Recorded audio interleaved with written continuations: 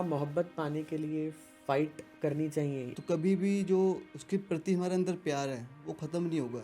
चाहे वो साथ रहे चाहे वो साथ ना रहे, हम साथ ना रह के भी उससे हम प्यार कर सकते हैं, साथ रह के भी जो नहीं कर सकते। लड़कों में आदतें होती हैं, लड़का कभी भी अपने पार्टनर को किसी के साथ बर्दाश्त नहीं कर सकता। रील्स अलग होती है, रियल लाइफ अलग होती है। रियल लाइफ में कबीर सिंह बनना आसान नहीं होता। वो क्या होता है, हल्का सा कुछ उनको ठेस पहुंची, वो मूव ऑन ना करने के बजाय वो उसी लाइन में बैठे होते हैं, उदास बैठे होते हैं, खुद को हर्ट करी जाएंगे, उसको कोई रिजल्ट सर आने वाला नहीं है। छोटे से रिलेशनशिप की वजह से जो हमें मिला अभी 6 महीने पहले, 1 साल पहले, उसके लिए हम अपनी पूरी लाइफ को हम डिस्ट्रॉय कर ले जाएं। स्पेशली जो लड़के सुसाइड कर लेते हैं, जितने भी टीन एजर्स हैं, मैं उनको यही समझाना चाहूँगा, भाई मेन जो है सोसाइटी तो हमने देखनी नहीं होती। मेन हम अपने पेरेंट्स को कन्विंस करें, उनको हमसे ज़्यादा मालूम है कि कौन हमारे लिए सही है कौन गलत है। Welcome to victory success talk. मेरा नाम है कौशल। तो आज हम एक ऐसा टॉपिक लेने जा रहे हैं जिसका नाम है मोहब्बत। जी हाँ, प्यार, इश्क, मोहब्बत से भरा हुआ ये हमारा पॉडकास्ट जो आज हम डिस्कस करेंगे इस टॉपिक के ऊपर। तो आज है हमारे साथ लुधियाना से लिरिसिस्ट माही जी, जिनको हमने इनवाइट किया है आज इस पॉडकास्ट के अंदर। तो मैं अपने चंद 2 लाइनों से अपना पॉडकास्ट शुरू करना चाहता हूँ। मैं खफा हूं तुमसे पर जुदा तो नहीं, तुम क्यों हमारी तस्वीर अपनी दीवार से हटा रही हो। तो आइए आज हम माही जी से बात करते हैं और इस पॉडकास्ट की शुरुआत करते हैं। तो सर, सबसे पहले मैं आपका धन्यवाद देना चाहता हूं। आप अपनी इतनी दूर से, लुधियाना से आज दिल्ली आए हैं इस पॉडकास्ट के लिए। तो आपको कैसा लग रहा है? बहुत बहुत अच्छा लग रहा है मुझे आपसे मिलके पहले तो, और बहुत बहुत आपका शुक्रगुजार हूँ, आपने मुझे अपने प्रोग्राम में बुलाया आज। काफ़ी अच्छा लग रहा है मुझे आपसे मिलके। माही जी, सबसे पहले तो मैं यही जानना चाहूँगा कि ये आप लिरिसिस्ट माही के नाम से मशहूर हैं, तो ये माही नाम आपको कैसे मिला? जी, काफ़ी अच्छा सवाल किया आपने। जो जितने भी मेरे जानकार हैं सबका ये सवाल होता है कि ये माही कौन है।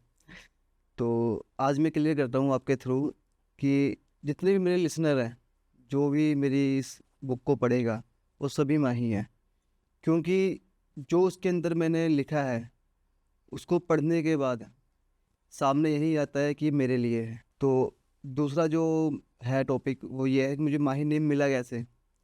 तो ये मेरे स्कूल टाइम की बातें हैं। स्कूल टाइम में जो मेरे क्लासमेट्स थे वो मुझे तंज कसते थे माही नेम से। वो सिमिलर किसी के नेम से जोड़कर नेम बनाते थे और तंज कसते थे माही। तो ये माही नाम मुझे वहाँ से मिला है। तो गाइज, जैसे कि आज हम एक बुक है जिसका नाम मोहब्बत है और माही जी ने उस बुक को लिखा है। ये उनकी पहली बुक है, जबकि माही जी लगभग अब तक 500 से ज़्यादा गाने लिख चुके हैं हिंदी और पंजाबी में। तो आज हम जानते हैं उस बुक में ऐसा क्या खास है। माही जी, जब मार्केट में इतनी सारी बुक्स अवेलेबल हैं तो एक और बुक लिखने की आपको कहाँ से आइडिया आया? अभी तक जितने भी मैंने बुक्स पढ़ी हैं, स्पेशली इन शायरियों में, जो मुझे प्रॉब्लम फेस हुई है कि जितने भी बड़े शायर हैं उनकी जो शायरियाँ होती है वो उर्दू अल्फाज में होती है। और जो मेरी तरह के लिसनर हैं, पढ़ने वाले रीडर हैं, उनको थोड़ी सी प्रॉब्लम फेस करनी पड़ती है समझने के लिए कि इसका मतलब क्या होगा, इसका मतलब क्या निकल रहा है। तो जो मेरा मेन फोकस होता है कि जिसको जो भी मेरी बुक्स पढ़े, जो भी मेरी शायरी पढ़े, वो क्लियर हो कि इसका मतलब ये होता है। तो कोशिश मेरी यही होती है कि मैं जो भी लिखूं बिल्कुल साफ साफ अल्फाजों में, हिंदी के वर्ड्स में लिखूं, उर्दू को ज़्यादा ना मैं सिलेक्ट करूं। ये सो दैट कि वो आसानी से एक आम आदमी को समझ आए, क्योंकि उर्दू के कुछ ऐसे लफ्ज होते हैं जो हम बोल भी नहीं पाते, हमें उनका मायने भी नहीं पता होते हैं। तो मैंने आपकी बुक पढ़ी तो उसमें देखा कि जो आपने शायरी लिखी है वो बहुत आसान भाषा में है और कोई भी व्यक्ति उसको समझ सकता है और उसके मायने भी उसको समझ आ जाएंगे। क्या ये आपकी पहली बुक है? जी, ये मेरी पहली बुक। इससे पहले आपने गाने लिखे हैं जी। तो किस तरीके के गाने, उनका क्या ट्रेंड रहता है गानों का आपके? मैंने जब गाने लिखने शुरू किए तो मैं 7th क्लास में था। स्टार्टिंग जो मैं आपको बताता हूँ, हमारी स्टार्टिंग ऐसे हुई। मेरा एक बहुत क्लोज दोस्त है, नेम उसका गुलवर भारद्वाज है। वो मुझे मिला, उसको शौक था लिखने का। उसने अपनी बातें शेयर की, मुझे अच्छा लगा, मैंने भी ट्राई किया और हमने मिलके एक कंपनी बनाई, इसका नाम हमने रखा ब्लैक बैकेट म्यूजिक। वहाँ से हमारी जर्नी स्टार्ट हुई। और मैं आपको एक बात बताना चाहता हूँ कि ये जो मतलब शायर का डीएनए मेरे अंदर है, ये मेरी फैमिली से मुझे मिला है। जो मेरे ग्रैंडफादर थे वो भी एक राइटर थे, जो जिन्होंने अवधी लैंग्वेज में काफ़ी कुछ लिखा हुआ है। तो कुछ मुझे वहाँ से हेल्प मिली, ग्रैंडफादर से हेल्प मिलेगी, कुछ मेरे अपने दोस्त से, जो मेरा दोस्त था उससे मुझे हेल्प मिली। हमने मिलके कंपनी बनाई, फिर गाने लिखने शुरू किए। उसके बाद फिर हमें एक और कंपनी से टाई अप किया, द टीम रो बीट्स नाम था उनका। हमने फिर उनके लिए काम किया और काफ़ी इस टाइम यूट्यूब पे गाने हमारे मिलेंगे टीम रो बीट के साथ। बहुत हमारे अच्छे दोस्त हैं वो, विशाल सिंह बाचवान जी। अभी इनके साथ हम न्यू ईपी कर रहे हैं, मैरिजोना। अभी वो बहुत जल्द आने वाली है। ओके। जी तो आपका फोकस गानों पे भी रहता है और शायरी में भी रहता है। बिल्कुल बिल्कुल तो क्या उन गानों में भी आपकी शायरी झलकती है? बिल्कुल सर। मैं आपको एक शायरी सुनाता हूँ। ज़रूर। मैंने पीछे एक गाना किया था, तो उसमें एक अंतरा है, अंतरे में शायरी है कि तुम कहते थे कभी, तुम कहते थे कभी कि जिस दिन हम साथ ना रहे, उस दिन तुम ये समझ लेना कि हम इस दुनिया में ना रहे। पर तुम तो सामने बैठे हो गैरों की बाहों में, अब ये वादे तुम बताओ किन किन से करते हो।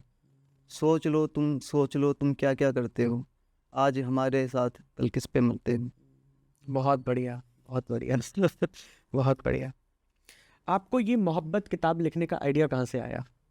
सर जैसे कि मैंने अपने कवर पे ही लिखा हुआ है कि जो पुस्तक है ये दिल लगी का एक एहसास है। कुछ एक मुकम्मल होते हैं, कुछ अधूरे रह जाते हैं। तो ये बुक एक समझ लो दिल लगी का एहसास है, जो मुझे रियलाइज़ हुआ, जो मुझे फील हुआ, वो मैंने इस बुक पे छाप दी हुई है। अच्छा, पर्सनली मैं बात करूँ, जो मैंने भी देखा है, जिन जिन लोगों को प्यार होता है ना, वो शायद वो प्यार पूरा नहीं हो पाता।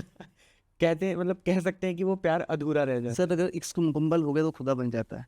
है। वाह वाह। सही कहा। आपकी जो राइटिंग है वो किससे इन्फ्लुएंस है? सर सुनता तो मैं काफ़ी लोगों की हूँ, स्पेशली मैं जॉन साहब को बहुत सुनता हूँ, जो अभी न्यू हमारे हैं, जानी भाई। मैं उनसे काफ़ी कुछ सीखता हूँ, उनसे सुनता हूँ। और बाकी गुलजार जी को मैंने काफ़ी सुना है, काफ़ी पढ़ा है उनके। और हमारे एक पंजाब के बहुत फेमस हैं डॉक्टर सतिंदर सरताज जी, यस। उनकी जो लिखने की जो कलम है वो, उससे मैं बहुत ही ज़्यादा सीखता हूँ, बहुत ही ज़्यादा। वो तो बहुत डिटेल में लिखते हैं, जी जी गहराई जी जी होती है जी उनकी जी, बहुत इसकी गहराई राइटिंग होती है। में। जी जी और जो अपने वो शब्दों से बयान करते हैं अपने जी गानों के जरिए, जी तो वो तो अमेजिंग है। बिल्कुल उनका कोई तोड़ नहीं है, कोई जवाब नहीं है ना? तो गाइज, इस पॉडकास्ट को अंत तक ज़रूर देखिएगा और कमेंट करके अभी आप मुझे ज़रूर बताइए, क्या आपने अपनी ज़िंदगी में कभी प्यार किया है और आपके नज़र में प्यार के क्या मायने हैं? कमेंट ज़रूर कीजिएगा और हमारा पॉडकास्ट ज़रूर देखते चलिए आगे। आपकी शायरी में मेन फोकस क्या रहता है, बेस क्या होता है आपकी शायरी का? सर मेन जो मेरा फोकस होता है, जो शायरी है, वो मतलब मैं वो चीज़ लिखने की कोशिश करता हूँ जो एक आम इंसान के ऊपर बीत रही है। कि जो मैं लिखूँ वो कोई भी पढ़े वो कहे नहीं यार ये मेरे ऊपर है, वो मैंने अपने ऊपर नहीं लिखा, मैंने उसके ऊपर लिखा हुआ है, वो ये इस चीज़ को समझे, फील करे, तब मैं सोचता हूँ मेरे लिखने का कुछ फ़ायदा हो रहा है। मेन फोकस मेरा यही होता है। ओके। आपकी नज़र में प्यार के क्या मायने हैं? क्योंकि आज का टॉपिक ही हमारा मोहब्बत है, बिल्कुल बहुत प्यार भरा पॉडकास्ट होने वाला है ये। तो आपकी नज़र में प्यार का क्या मतलब है? देखिए सर, पहले तो प्यार जो चीज़ें हैं वो 3 वर्ग में बढ़ जाती है। पहले हम प्यार बोल देते हैं, फिर मोहब्बत बोल देते हैं, फिर सबसे हाई पे आता है इश्क। इश्क, हाँ। इश्क सबसे हाई पे आता है। बिल्कुल। वो आम इंसान की बस में है ही नहीं। हम कह देते हैं कि यार मुझे इससे इश्क हो गया है, पर असल मायने में इश्क करना एक इंसान की बस में नहीं है। इश्क करने के लिए सबसे पहले फ़क्र बनना पड़ता है। इश्क वही कर सकता है जो मलंग हो। मैं या कोई अदर पर्सन इश्क किसी पर्सन से नहीं कर सकता। इश्क सिर्फ हो सकता है तो वो सिर्फ खुदा से हो सकता है, जहाँ पे हमें कुछ पाने की उम्मीद ना हो, कोई चाह ना हो। आज के टाइम पे जो मोस्टली देखते हैं, यही देखते हैं कि हम किसी रिलेशनशिप में हैं, कुछ हमने डिमांड की या सामने किसी ने डिमांड की, हम पूरे नहीं कर सके, तो आगे क्या होता है, वो संबंध वहीं पे ख़त्म हो जाता है। तो वो इश्क में नहीं आता। बात आती है मोहब्बत की। मोहब्बत एक एहसास होता है। जैसे कि हम कह सकते हैं ये माइक अच्छा लगा मुझे देख के, मुझे इससे प्यार हो गया। प्यार कभी भी एक जगह पे रुकता नहीं। कल इससे अच्छा माइक मुझे मिलेगा, मुझे उससे प्यार हो जाएगा। तो ये चीज़ होती है जो हम कहते हैं कि इश्क हो गया, प्यार हो गया और ये मोहब्बत हो गई है।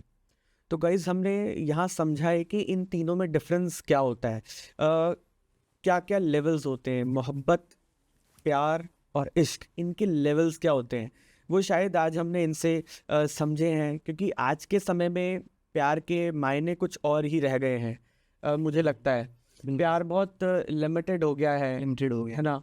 प्यार एक इच्छाओं पे आधारित हो गया है आज के समय में। लव मैरिज और अरेंज मैरिज, आपकी नज़र में या आपके शब्दों में आप इसको कैसे बयां कर सकते हैं? सर, मैरिज जो विवाह है, ये कोई मेरे हिसाब से कोई डील नहीं है, कोई बिजनेस डील नहीं है कि हम इसको ऊपर रख के करें। आप अपने रिलेशन को अच्छा निभाओ, चाहे वो लव का हो या अरेंज का हो। सबसे बड़ी चीज़ होती है रॉयल्टी। आप अपने पार्टनर के साथ हॉनेस्ट रहो, लॉयल रहो। तो चाहे वो लव का हो चाहे अरेंज का हो, क्या फ़र्क पड़ता है। अब मैं लव मैरिज ही करा लूँ और मैं अपने पार्टनर के साथ लॉयल ही ना रहूँ, तो मुझे तो नहीं लगता कि मैं आगे जाके मैं कंटिन्यू रख सकूँगा। या अरेंज ही कर लूँ और मैं ऑनेस्टली ना रहूँ, तो मुझे नहीं लगता आगे मैं सर्वाइव करूँगा लॉन्ग टाइम तक। कहीं ना कहीं एक ऐसा पड़ाव आएगा जहाँ पे हमें ब्रेक करना पड़ जाएगा। क्या मोहब्बत पाने के लिए फाइट करनी चाहिए अपने पेरेंट्स से, सोसाइटी से? अगर हम किसी से प्यार करते हैं और हम उस व्यक्ति को पाना चाहते हैं, चाहे लड़का हो चाहे लड़की, तो क्या हमें उन बाउंड्रीज को क्रॉस करके, अपने माँ बाप की बाउंड्रीज को क्रॉस करके आगे जाना चाहिए? इसमें सबसे पहले बात ये हमें दिखनी चाहिए कि जिसके साथ भी हम प्यार में है, मोहब्बत में है, रिलेशंस में है, हम कोई भी ऐसा काम ना करें जिससे उसको कोई हानि हो, उस पर कोई ब्लेम हो। ज़रूरी नहीं है कि जिससे हम इश्क कर रहे हैं, मोहब्बत कर रहे हैं, हम उसके साथ ही कंटिन्यू आगे जाएं। हम वो काम करें जिस फ्यूचर में उसको कोई प्रॉब्लम ना आए, साथ रह के उसको कोई प्रॉब्लम ना हो। और जो मेन टॉपिक होता है जो लड़कों में ज़्यादा होता है, जैसे कोई चला गया छोड़ के, तो लड़कों को क्या होता है, ईगो हर्ट होता है।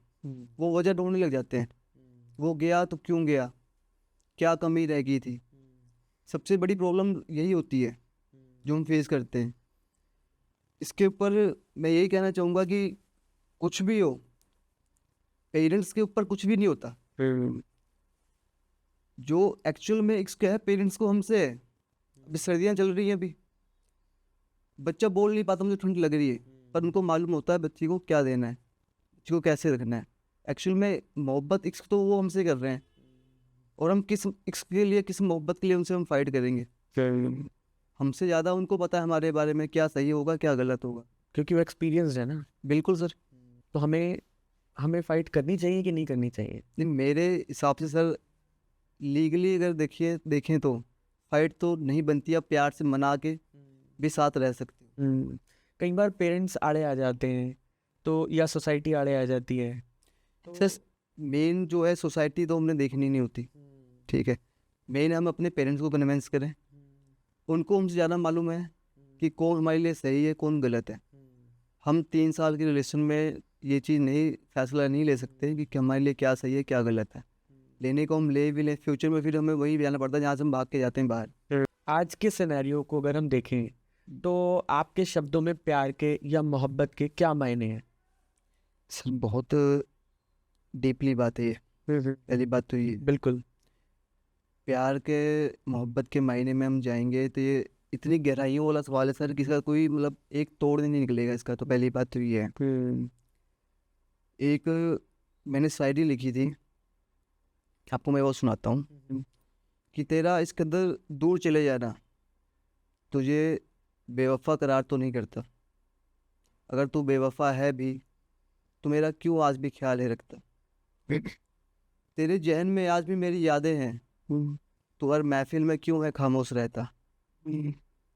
अगर तू किसी और का हो गया और मैं किसी और का हो गया, तो जो लिखा है नाम दीवारों पे माही, तो उसकी तस्वीर क्यों है करता। तेरा इस कदर चले जाना तुझे बेवफा तो नहीं साबित करता। तो सबसे बड़ी बात सर ये इसमें ये है कि किसी के चले जाने से हम प्यार में उसको बेवफा का टैग नहीं दे सकते। पता नहीं क्या बातें रही होंगी जो चला गया। हम कभी भी किसी को समझने की कोशिश नहीं करते, उल्टा एक दूसरे पे ब्लेम ब्लेम गेम करना शुरू कर देते हैं। उसको समझेंगे तो कभी भी जो उसके प्रति हमारे अंदर प्यार है वो ख़त्म नहीं होगा, चाहे वो साथ रहे चाहे वो साथ ना रहे। हम साथ ना रह के भी उससे हम प्यार कर सकते हैं, साथ रह के भी जो नहीं कर सकते। मगर अंदर एक कसक रह जाती है, अगर वो हमारा पार्टनर चला गया या वो किसी और के साथ शादी कर ली उसने, तो वो कसक रह जाती है अंदर। सर वो ईगो तो मैं कहता हूँ वो गलत है। नहीं, ईगो नहीं है, मतलब सर वो एक कसक अंदर ही ठेस रह जाती है कि हाँ यार, वो बंदा मुझे मिल नहीं पाया, मेरी लाइफ में मिल नहीं पाया, उससे बात करने का मन करता है, उसके साथ गप्पे मारने का मन करता है, मगर वो मेरे पास नहीं है। सर इसमें मैं यही कहूँगा, अगर आपका पार्टनर खुश है तो आपको गम किस बात का?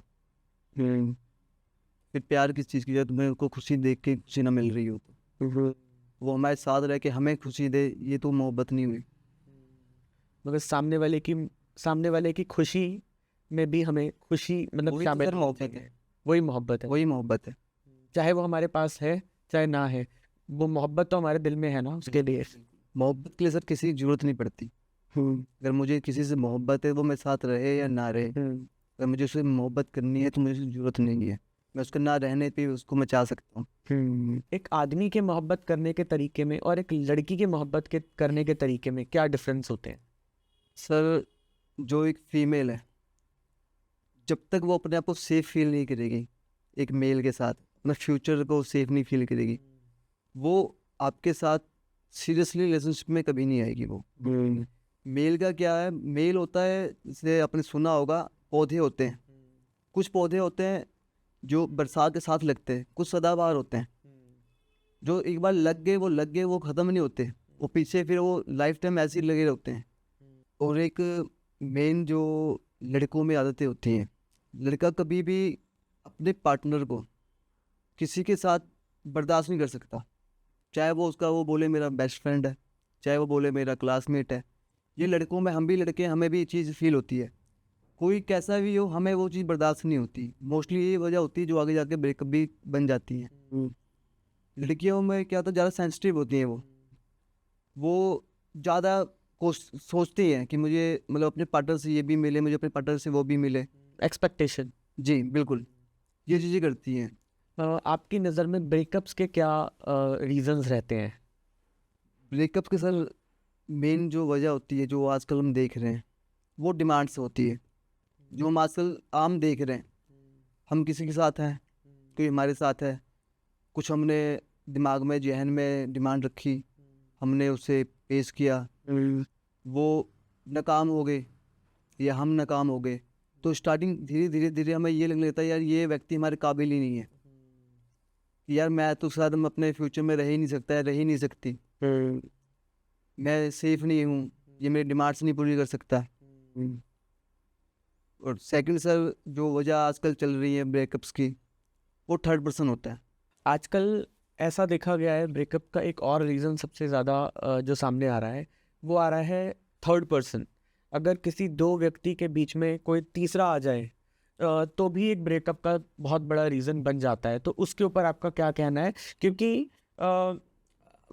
थर्ड पर्सन तो कोई भी हो सकता है, मगर ये लड़का जो लड़की जो रिलेशनशिप में है उनको कितना स्ट्रांग रहना है वो बहुत मायने रखते हैं। बिल्कुल सर जैसे कि हम अभी बात कर रहे हैं थर्ड पर्सन की, तो उसमें मेरा एक ये कहना है कि अगर हम किसी शैतान से दोस्ती कर रहे हैं तो एक ना एक दिन वो शैतान हमारे दरवाजे पे जरूर आएगा, और मैं थर्ड पर्सन को हमेशा शैतान की तरह ही समझता हूँ। अगर हम एक रिलेशनशिप में हैं तो हमें अपने पार्टनर के साथ ही रहना चाहिए। हम जितने लॉयल रहेंगे हमारा उतना ज़्यादा मजबूत बनेगा। ऐसा कुछ तो है नहीं जो हमें थर्ड पर्सन से मिलेगा हमारे पार्टनर नहीं दे सकता। हमें कोई ऐसी डिमांड नहीं है दुनिया में जो हमें अपने पार्टनर से न मिले, थर्ड पर्सन दे। थर्ड पर्सन आता कैसे आपको मैं वो भी क्लियर करता हूँ। आज के टाइम में क्या होता है, हमें कोई थोड़ा सी तकलीफ हुई हम तीसरे के पास चले जाते हैं। तीसरा पर्सन क्या करता है, वो सौदे करता है, वो सहानुभूति तो दर्शाएगा कि मुझे बहुत तकलीफ है यार, मुझे ये है, चाहे मेल हो चाहे फीमेल हो, वो फिर आगे अपनी डिमांड के अकॉर्डिंग आपको यूज़ करेंगे। फिर वो आगे जाके क्या होगा, धीरे धीरे हम उस दूसरी रास्ते पे चलने लग जाते हैं। वो रास्ता घूम के फिर हमारे घर की तरफ आता है, और जिसका परिणाम यही होता है कि हम अपना बसा वसाया घर को ख़त्म कर देते हैं। तब बहुत देर हो चुकी होती है। बिल्कुल सर। हम कुछ क्षण के लिए, कुछ दिनों के लिए हम एक कंधा ढूंढने लग जाते हैं, और वो बंदा कंधा दे भी देता है, मगर वो कहीं ना कहीं अपना फ़ायदा ढूंढता है। बिल्कुल बिल्कुल सर, बिल्कुल। ये चीज़ें हमारे जहन में तब आती है जब हम सोचते हैं नहीं इससे भी अच्छा कुछ में मिलेगा। इस पे मैंने एक शायरी लिखी हुई है कि मैंने सुना है ज़माने में उनकी की हुई बातों को, वो मुझे छोड़ के चले गए मुझसे बेहतर पाने को। आजकल समाज में एक नया वर्ड चला है, जिसको हम कहते हैं मूव ऑन। चाहे वो कोई भी रिलेशनशिप क्यों ना हो, तो हम बहुत जल्दी मूव ऑन की तरफ रुख मोड़ लेते हैं अपना। तो आपकी नज़र में क्या हमें मूव ऑन करना चाहिए, या मूव ऑन का क्या मतलब है? बिल्कुल, मेरे जो जहन में सवाल आते हैं मूव ऑन के, मुझे तो सर यही लगता है जितना जल्दी हो सके आपको मूव ऑन करना ही चाहिए। अच्छा। हम किसी एक जख्म को लेके बैठे रहें, उसमें मरहम ना लगाएं तो नासूर बन जाएगा। जो व्यक्ति रहा ही नहीं, उसके बारे में सोच सोच उसके खुद को बीमार करना, ये तो इश्क नहीं हुआ। हम सोचें कि नहीं यार मैं खुद को तबाह कर लूँगा। स्पेशली जो हमारे अभी टीन एज के लड़के होते हैं, वो क्या करते हैं, वो फिल्मी दुनिया में जाने लग जाते हैं। उनको भी ये मालूम नहीं कि रील्स अलग होती है, रियल लाइफ अलग होती है। रियल लाइफ में कबीर सिंह बनना आसान नहीं होता, बट वो क्या होता है, हल्का सा कुछ उनको ठेस पहुंची, वो मूव ऑन ना करने के बजाय वो उसी लाइन में बैठे होते हैं, उदास बैठे होते हैं, खुद को हर्ट करी जाएंगे, उसको कोई रिजल्ट सर आने वाला नहीं है। अब जिसमें मैंने इस पर लिखा हुआ है कि तेरे चले जाने के बाद मुझे ये मालूम चला कि तेरे घर की गली के आगे भी एक दुनिया बसी हुई है, तो उस चीज़ से बाहर निकलो। बहुत ब्यूटीफुल हमारा देश है, ये जहाँ बहुत खूबसूरत है, उससे बाहर निकलोगे, हो सकता है उससे बेटर हमारे पास बैठा विकल्प हो। कभी कभी क्या होता है कि ईश्वर हमारे लिए बहुत अच्छा लिख के बैठा होता है, पर हमारे खुद के फैसले उस चीज़ को मिटा देते हैं। वो सोचता है हम इसको अच्छा देंगे, पर हम सोचते हैं नहीं हम तो यही खुश हैं। तो इसलिए मेरा तो यही कहना है, जितना जल्दी हो सके मूव ऑन से तो हट जाना चाहिए, सही रहेगा। सो मूव ऑन एक ऑप्शन है, एक सब्स्टिट्यूट है। हो सकता है भगवान ने हमारे लिए कुछ अच्छा लिखा हो हमारी लाइफ में, जैसा माही जी ने बताया। तो डेफिनेटली हमें एक चीज़ के ऊपर स्टक नहीं रहना चाहिए। हमारी लाइफ बहुत बड़ी है। अगर आप एक चीज़ पे स्टक हो जाओगे या एक लाइफ पे स्टक हो जाओगे, तो शायद हम डिप्रेशन में जा सकते हैं, हमें एंग्जाइटी आ सकती है, हमें बहुत बीमारियां लग सकती हैं। बिल्कुल बिल्कुल सर, मैं इसमें कहूँगा कि एक जो जल होता है, पानी होता है, वो बहता ही अच्छा लगता है। अगर उसको इकट्ठा कर देंगे इसमें भी बदबू आनी शुरू हो जाती है। तो हमें कभी भी बैठना नहीं चाहिए एक चीज़ को लेकर कि नहीं वो मुझे साथ ऐसा कर गया, वो मुझे साथ ऐसा कर गया। हमारी खुद की अपनी लाइफ है, ये हमारे हैंड में है। कोई हमें छोड़ के गया है तो ये उसकी बदकिस्मती है, वो चला गया। हम क्यों सैड फील करें? हम तो सही थे ना अपनी जगह पे, हमने तो नहीं छोड़ा किसी को, हमने तो नहीं किसी को चीट किया। अगर हम सही है फिर हम क्यों बैड फील करें? बैड फील हम तब करें जब हमने खुद ने कोई गलती की हो, हमने चीट किया किसी को किया हो, फिर हम खुद को बैड फील करें नहीं यार मैंने गलत किया यार, वो मेरे साथ ऐसा था, वो मेरे साथ वैसी थी, मुझे ऐसा नहीं करना चाहिए था। हम किस बात की गिल्ट लेके बैठे हुए हैं यहाँ पे? हम इतनी अच्छी भगवान ने हमें ज़िंदगी दी हुई है, मानव का शरीर दिया हुआ है, इसलिए तो नहीं दिया हुआ ना कि हम एक मतलब छोटे से रिलेशनशिप की वजह से जो हमें मिला भी 6 महीने पहले, 1 साल पहले, उसके लिए हम अपनी पूरी लाइफ को हम डिस्ट्रॉय कर ले जाएं। स्पेशली जो लड़के सुसाइड कर लेते हैं, उनको तो मैं ये अपने जो जितने भी टीन एजर्स हैं मैं उनको यही समझाना चाहूँगा, भाई इन चीज़ों से बाहर निकलो। जो मोहब्बत है आपको तब भी मिलेगी जब आपके पास कुछ नहीं होगा, तब तो ज़्यादा मिलेगी जब आपके पास सब कुछ होगा। अभी तो आपकी उम्र ही बहुत छोटी है। गाइज एक छोटी सी 2 सेकंड की स्टोरी बताना चाहूँगा यहाँ पर। एक मेरा दोस्त था, तो उसके पास कभी किसी कॉल सेंटर से फ़ोन आया होगा किसी लड़की का, ठीक है। तो उसने उस लड़की को देखा नहीं था, उसने उसकी सिर्फ आवाज़ सुनी थी। तो उसके पास 2-3 बार वो फ़ोन आ गए, जनरली रैंडम फ़ोन थे कि आप जियो का सिम ले लो। रिलायंस की जब रिलायंस आया था तब की बात बता रहा हूँ मैं। तो उस लड़की के 1-2 बार फ़ोन आए, तो उस लड़के को उसकी आवाज़ बहुत पसंद आ गई। तो उस लड़के ने उस लड़की को ट्रैक किया, वापस कॉल सेंटर पे कॉल करके उसने कम से कम 50 नहीं तो 100 बार फ़ोन किया होगा कि वापस वो कॉल उस लड़की पे चला जाए। तो एक दिन ऐसा हुआ कि वो कॉल उस लड़की ने उठा लिया। वो आवाज़ जानता था, उसकी पहचानता था, उसके जहन में फिट हो गई थी वो आवाज़। तो उस लड़के ने वो बातचीत शुरू करी उस लड़की के साथ, और बातों बातों में वो रोज़ कॉल्स करने लगे क्योंकि वो कनेक्ट हो चुके थे, उनकी सोल कनेक्ट हो गई होगी कहीं ना कहीं। तो उनकी बातचीत शुरू हो गई। बातचीत शुरू हुई तो वो फिर वो मेल जोल शुरू हो गया उनका। मेल जोल भी सिर्फ ऐसा रहा कि उन्होंने आज तक एक दूसरे को देखा नहीं और कई साल ऐसे बीत गए, कई साल ऐसे बीत गए। लड़के ने कसम खाई कि मैं कभी भी आपको मैं तभी देखूंगा जब हम दोनों एक होंगे जिंदगी में। लड़का बहुत खूबसूरत था, बहुत खूबसूरत। और लड़की के जो फीचर्स थे वो उस हिसाब से नहीं थे जितना खूबसूरत लड़का था। तो लड़के ने अपने माइंड में बहुत अच्छी पिक्चर बनाई हुई थी कि यार वो लड़की ऐसी होगी, वो लड़की ऐसी होगी। तो एक दिन ऐसा आया लगभग 6 साल बाद कि अब हमें मिलना चाहिए, क्योंकि उनका प्यार, फ़ोन वाला प्यार बहुत टॉप पे पहुंच गया था, बहुत हाइट ले लिया था उनके प्यार ने। तो मगर अब दोनों एक दूसरे से मिलने के लिए तड़प रहे थे। तो फिर तो उन्होंने तय किया लड़के ने कि मैं मुंबई जाऊंगा। तो लड़का मुंबई गया। उसने पहली बार उस लड़की का चेहरा देखा वहां पर, मगर वो जो लड़की थी वो उससे ऑपोजिट थी। ठीक है, लड़का खूबसूरत था मगर जो उसका प्यार था लड़के का वो बहुत खूबसूरत था। उस लड़के ने उस लड़की को एक्सेप्ट किया और उससे शादी भी करी। तो यहाँ पर एक प्यार का सबसे बेस्ट एग्जाम्पल जो मेरी ज़िंदगी में जो मैंने पहली बार देखा कि प्यार कभी भी शक्ल देख के नहीं होता है। बिल्कुल सर। फिजिकल अपीयरेंस प्यार में कोई मायने नहीं रखती है। प्यार एक ऐसा एहसास है, प्यार एक ऐसी फीलिंग है जो बस हो जाती है और वो पूरी जिंदगी तह जिंदगी उसके साथ रहती है। बिल्कुल बिल्कुल माही जी, प्यार को क्यों भुलाया नहीं जा सकता? सर, जो पहला प्यार होता है उसको नहीं भुलाया जा सकता। जैसे कि ये स्पेशली को ये वो जिंदगी हम प्यार को नहीं भुला सकते। हम जिंदगी में जो चीज़ पहली बार करते हैं उसको कभी नहीं भुला सकते। जैसे कि जो हमारा आपका फर्स्ट पॉडकास्ट होगा, आप उसको लाइफ टाइम नहीं बोलोगे। उसके बाद भी आपने कितने भी अपने पॉडकास्ट किए होंगे, पर आपको वो फीलिंग नहीं आएगी जो आपको पहली बार में आई थी। करेक्ट। अब जैसे मैं आपके साथ बैठा हूँ, मैं कहीं भी जाऊँगा पॉडकास्ट करने के लिए, राइट उसने कुछ भी सवाल पिच किया, मुझे सबसे पहले आपकी याद आएगी राइट कि उन सर ने, भाई ने ये सवाल सेम पिच किया था। राइट। तो ये ऐसा होता है कि प्यार को भुलाया जा सकता है पर वो पहला प्यार ना हो, उसके बाद हमें फर्क नहीं पड़ता। राइट। उसके बाद फिर हमें पता चलता है ये अच्छा ये प्यार में यही होता है, फिर हमें मालूम चल जाता है जब हम नए होते हैं। जैसे एक पाकिस्तान के एक शायर ने लिखा हुआ है कि ये पहला इश्क है तुम्हारा सोच लो, ये रास्ता हमारे लिए कोई नया नहीं है।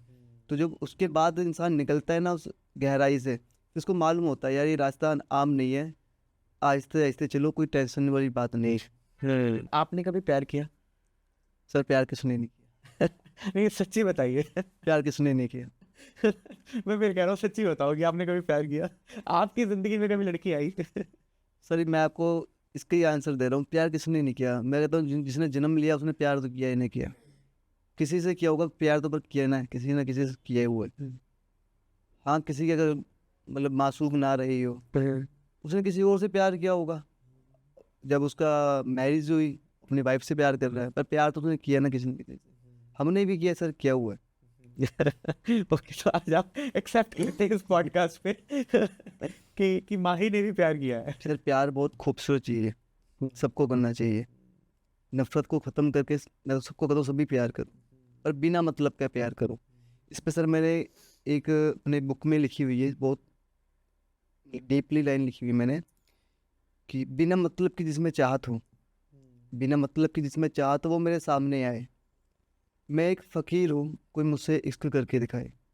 नहीं आशियाना मेरे पास यहाँ, कोई अपनी मंजिल का राह मुझे बनाए। समुंदर के पानी से ज़्यादा गुर्बत है मेरे पास यहाँ, कोई मोहब्बत की दौलत मुझ पे बरसाए। मैं एक फ़कीर हूँ, कोई इश्क मुझसे करके दिखाए। वाह वाह वाह, बहुत ये बढ़िया बहुत बढ़िया। अच्छा, आपका टिपिकल राइटिंग रूटीन क्या होता है? सर इसमें कोई फिक्स नहीं होता हमारा, ये एक एहसास है सर। अभी मुझे आपसे बैठ के कुछ फील हुआ, कुछ एहसास आया, मैं अभी लिख लूँगा। कभी कभी क्या है, हफ्ता बीत जाएगा तो हमारे जहन में कुछ आएगा ही नहीं, हम खुद कन्फ्यूज होंगे यार क्या हो रहा है, ये हमसे लिखा क्यों नहीं जा रहा। और कभी सडनली ऐसा आएगा कि हम पूरी बुक लिख दे 10 मिनट में बैठ के, ये एक एहसास है। बाकी कोशिश तो हम करते हैं कि दिन में हम कम से कम 2 घंटे हम दें। अ, ये जो किताब है मोहब्बत, ये आपने कब लिखना शुरू की थी? सर ये मैंने 2021 में स्टार्ट मैंने किया था इसको। ये मेरी एक आदत थी, मैं किसी से बातें करता, उसकी बातों को मैं सुनता, सुनने के बाद में जब मैं घर पे जाता हूँ ना, अभी भी मेरी वो आदत है, वो बातें मेरी जहन में रात में घूमती हैं। फिर उन चीज़ों को मैं अपनी डायरी में नोट करता हूँ, उस एहसास को मैं लिखता हूँ, लिख लिख के फिर मैं उसको पढ़ता हूँ, फिर मुझे लगता है यार हाँ यार ये चीज़ होती है।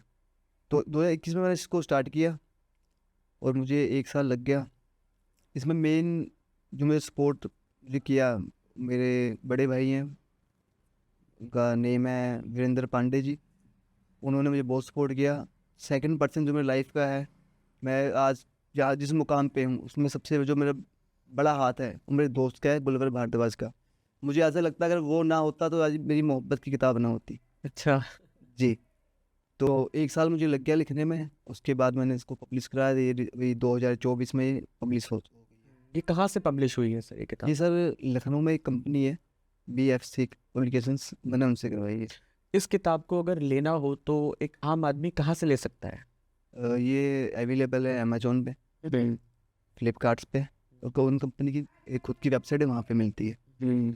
जब आपने किताब लिखना शुरू किया था, ये जो किताब का नाम है मोहब्बत, जब आपने लिखना शुरू किया था तो आपको कुछ चैलेंजेस आए थे इस किताब को लिखने में?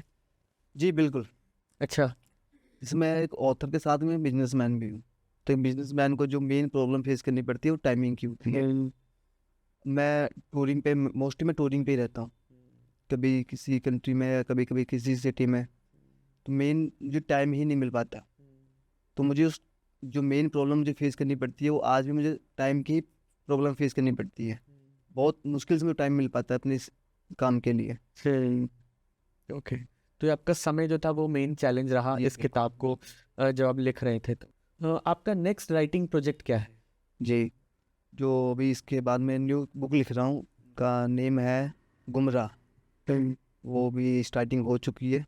आई होप कि नेक्स्ट ईयर तक वो पब्लिश मैं कर दूंगा। ओके, तो उसमें उस किताब में आपका क्या मेन फोकस रहा है? मेन सर उसमें फोकस मैंने ये रखा हुआ है कि जो लोग गुमराह करते हैं, जैसे एक मैं आपको शायरी सुना रहा हूँ, ये मतलब किसी पर्सन पे बेस है, और ये मैंने अपने लाइफ का एक्सपीरियंस बता रहा हूँ, जो मैंने फील किया वो मैंने लिखा है। मैंने कभी कहीं पे पढ़ के नहीं लिखा कुछ, जो मैं मिल के फील करता हूँ मैं वही चीज़ लिखता हूँ। तो मेरे एक फ्रेंड था, वो रिलेशनशिप में था, ये उनकी स्टोरी है। जब मैंने उनकी स्टोरी को सुना तब मैंने उस पर लिखा। उसमें यह है कि लड़का कहता है लड़की से कि जितने चेहरे से खूबसूरत है वो, जितने चेहरे से खूबसूरत है वो, उतना ही गुमराह वो अपनी आंखों से सबको करती है।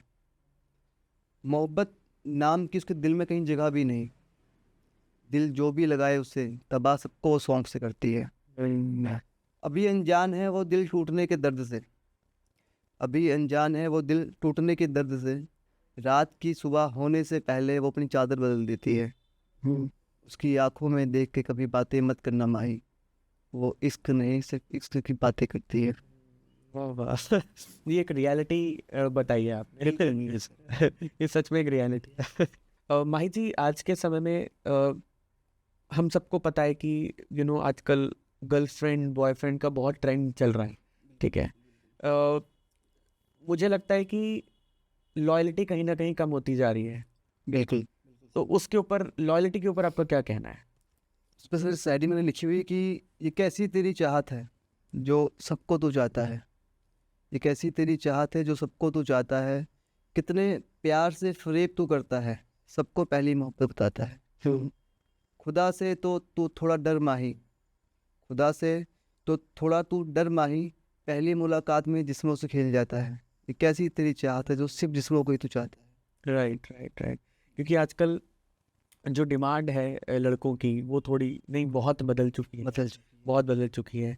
प्यार के मायने बदल चुके हैं बिल्कुल और जो प्यार के मायने जो आजकल हैं वो सिर्फ जिस्म तक रह गए हैं बिल्कुल और शायद लोग उसी को प्यार समझते हैं। बिल्कुल बिल्कुल। ये भी मैंने स्टार्टिंग में आपको ये चीज़ मैंने बताई कि प्यार इश्क ये अलग कैटेगरी है। जिसको इश्क हो जाएगा ना वो इन लाइनों में कभी आएगा ही नहीं, उसको मतलब ही नहीं है अपने पार्टनर से।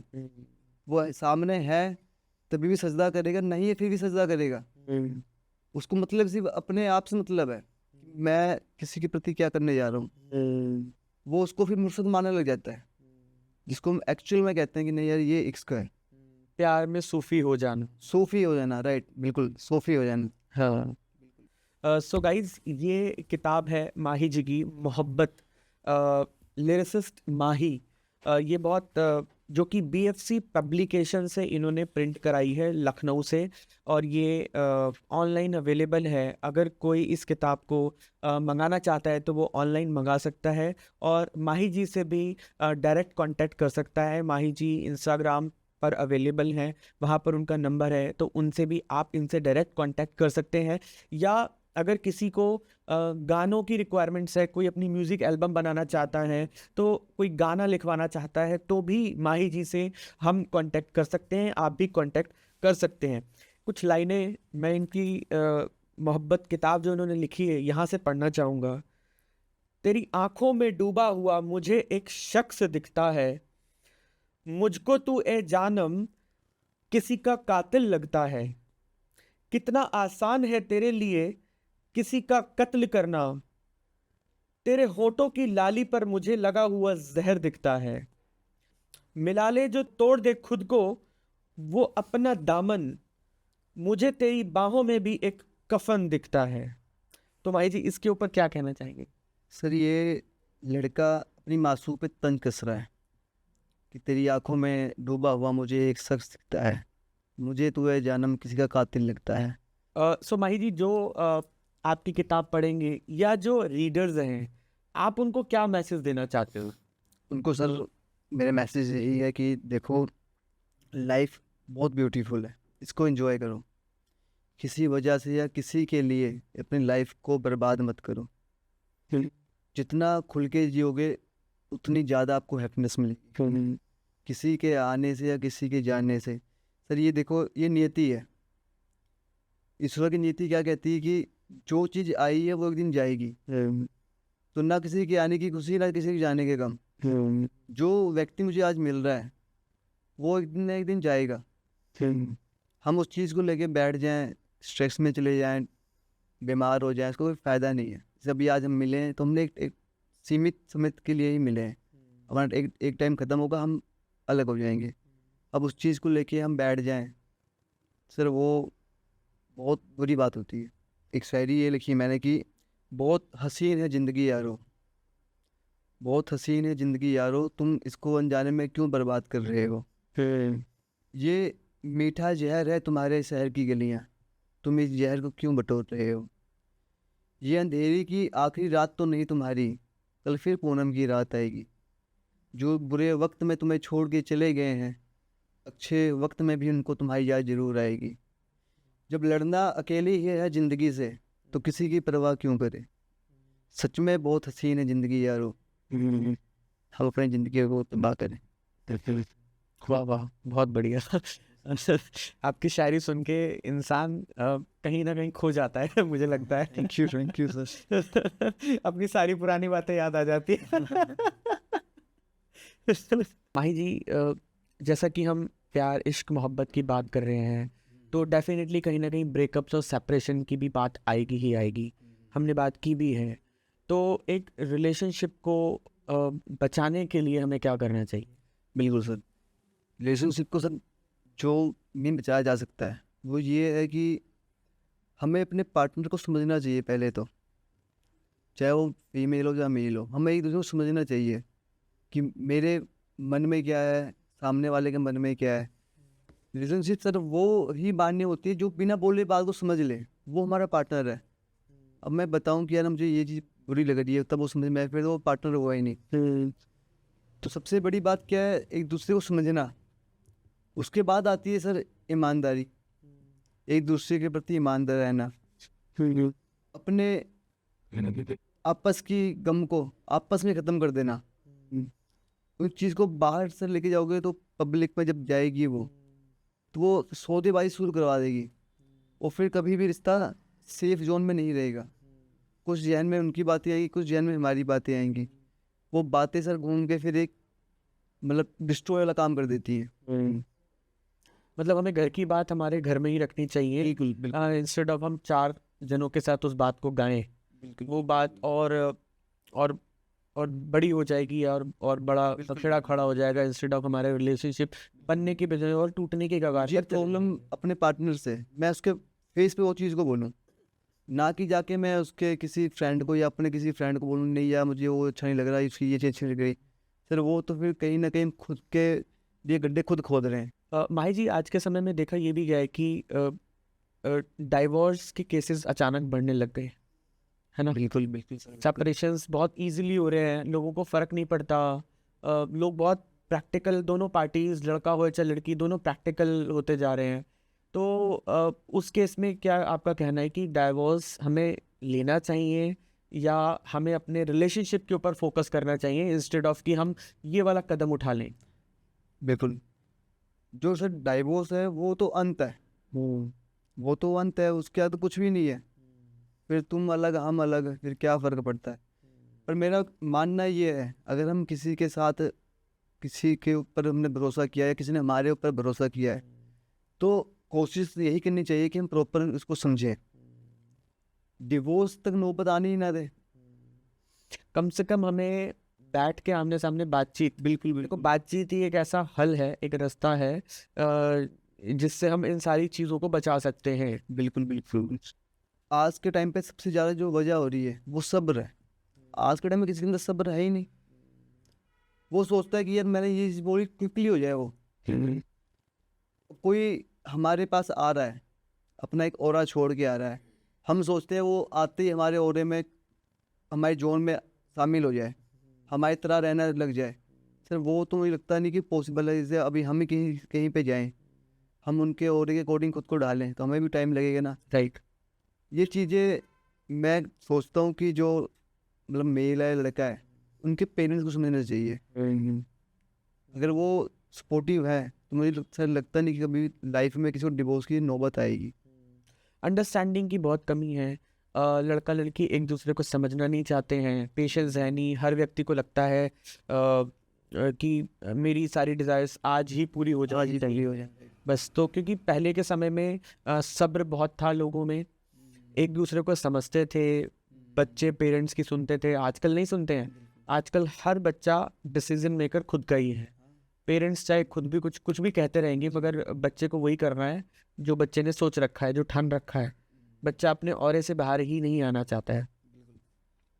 तो मुझे लगता है कंक्लूजन इस चीज़ का ये हो सकता है कि हमें बैठ के दोनों पार्टीज़ को एक बार डिस्कशंस करनी चाहिए। तो वो एक तरीका हो सकता है। तो माही जी, आज हम इस पॉडकास्ट को यहीं पर वाइंड अप करते हैं। हमने बहुत सारी बातें करी आज इस पॉडकास्ट के अंदर। प्यार, इश्क, मोहब्बत, उनके लेवल्स क्या होते हैं, प्यार, इश्क, मोहब्बत को हम क्या कहते हैं, इन सब चीज़ों पे, और आपकी किताब ख़ास तौर से मोहब्बत जिसका नाम आपने उस किताब का दिया है, उसके बारे में हमको जानने का मौका मिला। और आपने वो किताब दुनिया के सामने रखी है। अपनी इंटरनल बातें, अपनी फीलिंग्स आपने उस किताब के अंदर आप लेके आए हो। तो हमने भी इसकी कुछ शायरी ऐसी पढ़ी है जो बिल्कुल दिल को छू गई हैं। और मैं भी अपने व्यूअर्स को यही कहना चाहूँगा कि मोहब्बत किताब जो लिरिसिस्ट माही ने लिखी है, एक बार इस किताब को ज़रूर परचेज़ करें, ज़रूर पढ़ें। आपको भी बहुत मज़ा आएगा इस किताब को पढ़ के। और हमारे पॉडकास्ट को देखने के लिए बहुत बहुत शुक्रिया। और मैं माही जी का भी शुक्रिया करना चाहूँगा कि आप अपने इतना समय निकाला, आप लुधियाना से स्पेशली इस किताब का इनॉग्रेशन के लिए यहाँ पर आए हैं। आपने अपनी किताब के बारे में हमें बताया। मैं आपका तहे दिल से शुक्रिया अदा करता हूँ सर। Thank you sir. और thanks for watching this episode. Please do share this episode with your friends and family और कमेंट्स करना ना भूलिएगा। मिलते हैं हम अगले एपिसोड, अगले पॉडकास्ट में। Thank you so much.